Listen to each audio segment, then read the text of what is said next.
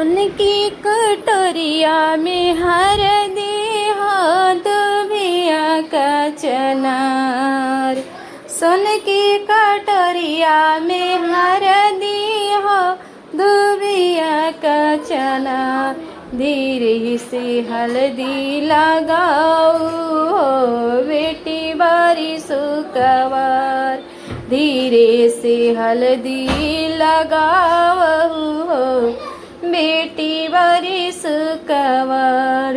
हल्दी लगावेली अम्मा सोहागिने मतवा पलल की चुनरिया हो। हल्दी लगावेली दीदी सोहागिने मतवा पे ललकी चुनरिया हो। गले मोतियन की हार हो।